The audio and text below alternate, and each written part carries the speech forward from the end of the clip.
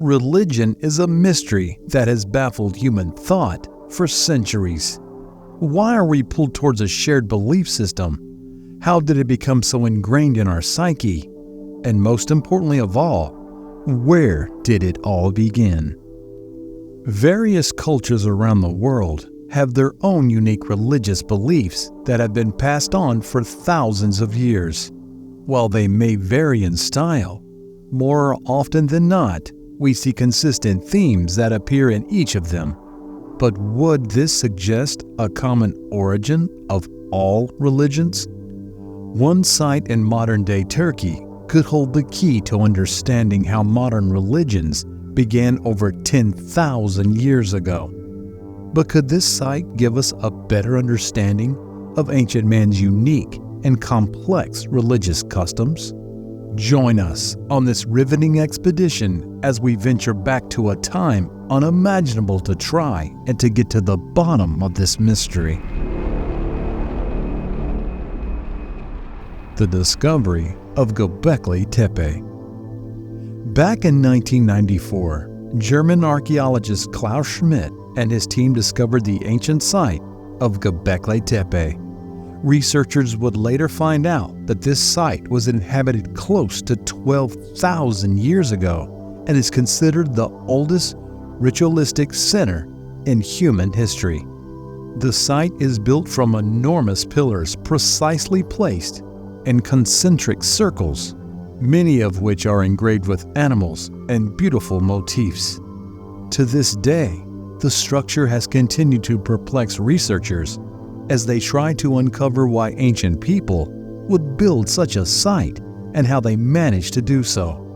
While we won't be deep diving into the discovery and just who built Göbekli Tepe, as we have covered that in a great detail in a previous video, what we will try and get to the bottom of was Göbekli Tepe a place where religion emerged following the Younger Dryas cataclysm? A place of holy feasting. To this day, archaeologists remain divided on the true nature of Göbekli Tepe. Some believe it to be nothing more than a Stone Age settlement, while others are under the impression that this site played a prominent role in the regrouping of civilization following a horrifying cataclysm. The site certainly possesses incredible feats that are otherwise absent at other locations around the world during that period, including megalithic architecture and a clear focus on the study of celestial bodies and their movements. But scholars and researchers in recent years have also suggested that we could be looking at the earliest archaeological evidence of religious practice.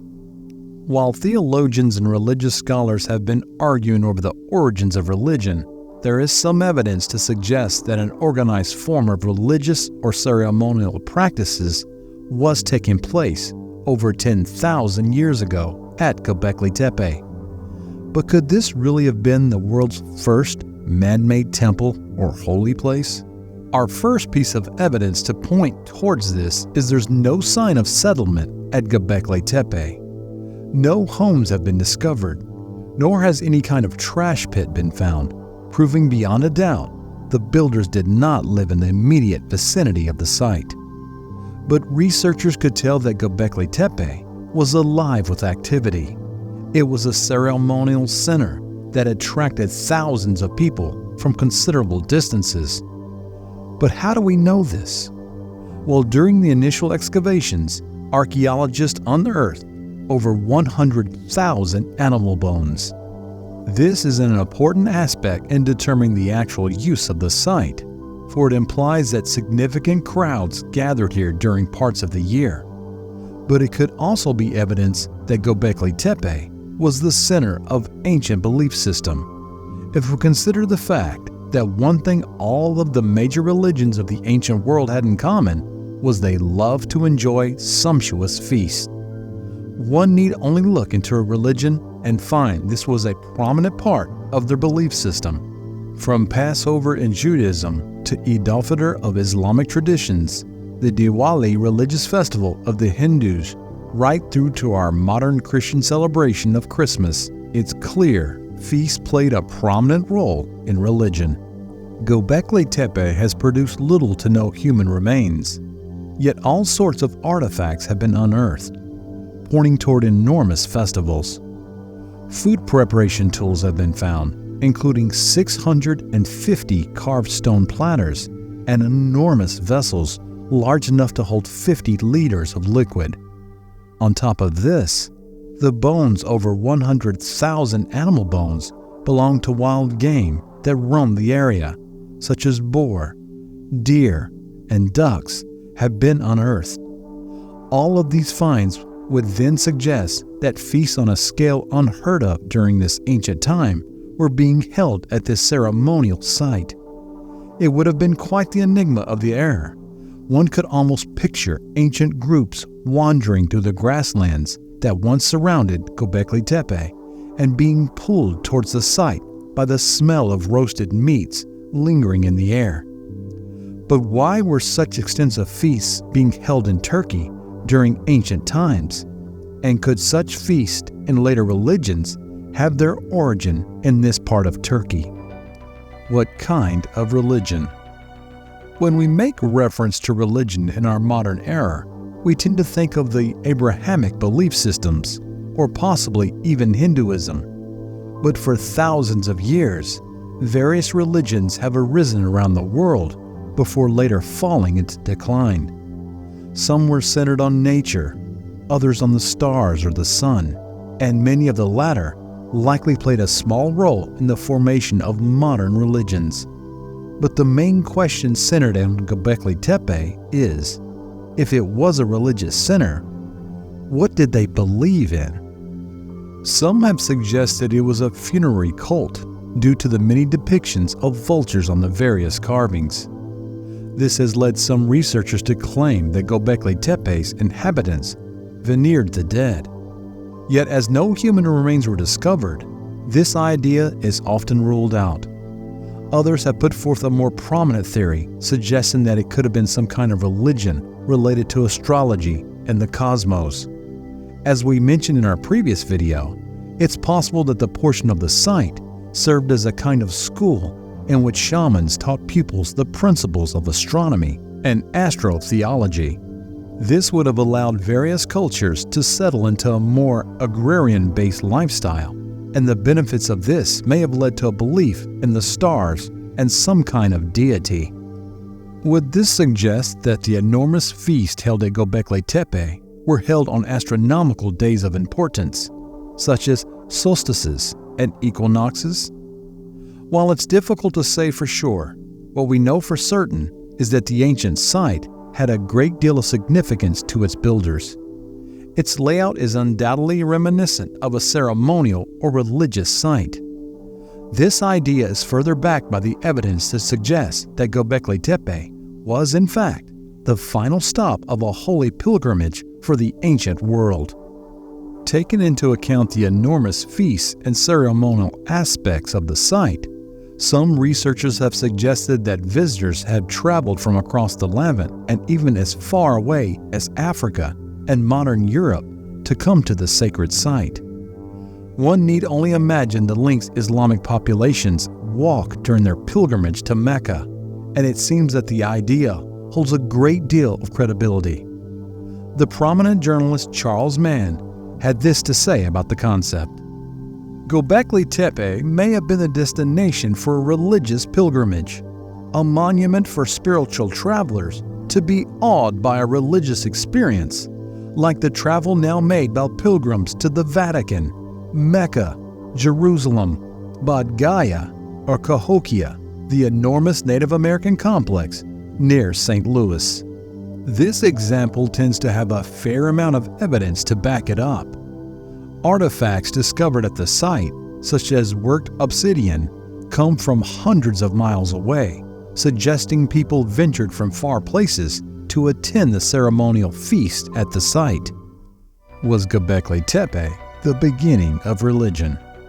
But if we settle on the idea that Göbekli Tepe served as both a pilgrimage site for ancient peoples to partake in ceremonial feasts and a place where pupil shamans could learn about astronomy from shamans, could this area have played a role in the spreading of religion? Researchers to this day are adamant that the site in Turkey served as some kind of astronomical observatory and was the first of its kind. There are two major claims to this idea, one being that such archaeoastronomers believe there is a link between the site and the night sky, particularly the star Sirius. But if so, this would suggest that the people of Göbekli Tepe incorporated Sirius into religious practice thousands of years before cultures such as the Egyptians, proving that it was, in fact, a place where astrology was sacred. Another piece of evidence hints at an astrological connection through the various depictions on the enormous pillars, of one which is thought to depict a major comet impact that hit Earth at the end of the last ice age. Undoubtedly, later religions took on various aspects of older astrology belief systems.